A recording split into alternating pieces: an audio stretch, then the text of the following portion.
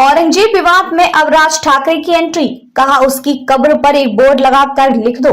महाराष्ट्र नवनिर्माण सेना मंच से प्रमुख राज ठाकरे ने रविवार को औरंगजेब की कब्र को लेकर सांप्रदायिक तनाव फैलाने के प्रयासों की निंदा की। उन्होंने कहा कि इतिहास को जाति और धर्म के चश्मे से नहीं देखा जाना चाहिए। लोगों को व्हाट्सएप से ऐतिहासिक जानकारी लेना बंद कर देना चाहिए। शिवाजी पार्क में रैली को संबोधित करते हुए कहा कि मुगल शासक शिवाजी नामक एक विचार को मारना चाहता था, लेकिन वह असफल रहा। बीजापुर के सेनापति अफजल खान को प्रतापगढ़ किले के पास दफनाया गया था। छत्रपति शिवाजी महाराज की अनुमति के बिना ऐसा नहीं किया जा सकता था। इतिहास की किताबें पढ़ने की सलाह। उन्होंने कहा कि क्या हम दुनिया को यह नहीं बताना चाहते कि इन लोगों ने मराठाओं को खत्म करने की कोशिश की, लेकिन इसका उल्टा हुआ। यहाँ उनका सफाया कर दिया गया। व्हाट्सएप पर इतिहास पढ़ना बंद करें, इतिहास की किताबों में गहराई से उतरें।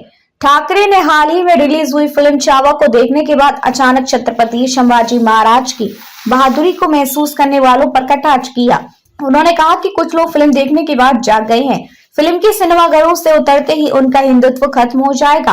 कब्र पर बोर्ड लगाने का सुझाव। राज ठाकरे ने सुझाव दिया कि औरंगजेब की कब्र के आसपास की सभी संरचनाओं को हटा दिया जाना चाहिए और उस जगह पर केवल एक बोर्ड छोड़ा जाना चाहिए जिस पर लिखा हो, जिसने मराठाओं को नष्ट करने की कोशिश की उसे यहीं दफनाया गया है। उन्होंने मराठा इतिहास के बारे में युवा पीढ़ी को शिक्षित करने के लिए उस जगह पर स्कूली यात्राएं आयोजित करने का भी प्रस्ताव रखा। धर्म के नाम पर नदियों के प्रदूषण की आलोचना करते हुए ठाकरे ने कहा, कुंभ मेले के दौरान गंगा में डुबकी लगाने के बाद लाखों लोग बीमार पड़ गए। ये नदी या पवित्र आयोजन का अपमान करने के बारे में नहीं है, बल्कि पानी की गुणवत्ता से जुड़ी गंभीर चिंताओं को संबोधित करने के बारे में है। मराठी के लिए एकजुट होने की अपील। ठाकरे ने लोगों से जाति और समुदाय के आधार पर बढ़ने के बजाय मराठी समुदाय के तहत एकजुट होने का आग्रह किया।